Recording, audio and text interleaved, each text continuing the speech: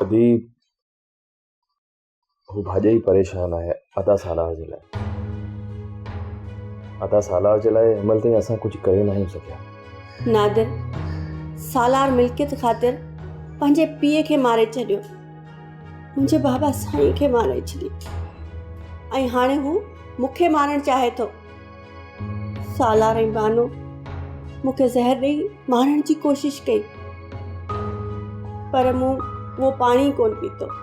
अदी ज़िंदगी मौत रब जे हथ में आहे। तूं अदा खे अदा जो हिसो ॾेई छॾ। हू सिर्फ़ु मिल्कियत जे लाइ परेशान आहे। जेकॾहिं अदा खे अदा जो हिसो मिली वेंदो न त हू माठ करे वेही रहंदो। इहा तुंहिंजी भुल आहे नादिर। सालार पंहिंजे हिसे जी ज़मीन पहिरें धक में ई खपाए छॾींदो, पोइ वरी तुंहिंजे हिसे जी ज़मीन खपाईंदो। जेकॾहिं तो इनकार कयो न त पोइ तोखे बि माराए छॾींदो ऐं वरी पोइ मुंहिंजे हिसे जी ज़मीन खपाईंदो। अदी पोइ छा कजे? वॾे भाउ खे ईअं बेयारो मददगार छॾे त नथा सघूं। ठीकु आहे, मां कोशिशि कयां थी त सालार आज़ादु थी वञे, पर पोइ नादिर असां हिन घर में कोन रही सघंदासीं। हा अदी, असां शहर हली रहंदासीं। मां ई सुल्तान जॻह ॾिसी आहियां। ठीकु आहे नादिर, तुंहिंजे सिर ख़ातिर मां कुझु कयां थी।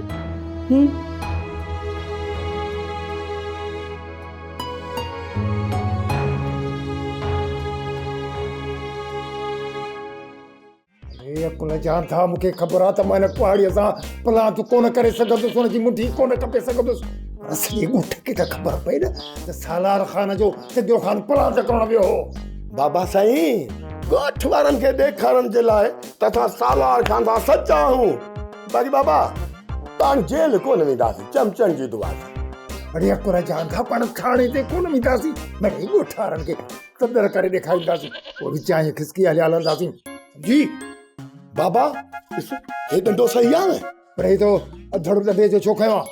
बाबा हे सही आहे डंडो, दाबो त आहे न? सही आहे। हा बाबा सही आहे, तो पहुच पोया। हा हली हल ओ सूबेदार सोढा, हाणे पंहिंजा पेर पक्का कर। असां ॿई जुआन अचूं एॾा, अॼु ख़बर पवंदई चमचनि जी दुआ सां न छॾींदो मैं। सालार ख़ान जो नालो ॿुधंदो त शिरक भरींदो। होतारोड़ा गोर ॾाढी देर कई आहे, अञा ताईं नाहे पहुतो, ख़बर नाहे छो? सब्र कर वरियाम, सब्र कर। गोहर भी ईंदो, तूं शायदि अञा शिकार जी ताड़ में वेठो हूंदो, शिकार मिलियो कोन हूंदुसि। जीअं ई शिकार मिलियुसि हिते अची पहुचंदो। सोप सीरियल सिंध ॼाई तमाम एपिसोड्स ॾिसो हाणे HD क्वालिटीअ में। विज़िट करियो असांजो YouTube channel Sindh TV HD drama. Subscribe कयो असांजो official YouTube channel Sindh TV HD drama ऐं वधीक अपडेट लाइ बेल आइकन खे क्लिक करियो।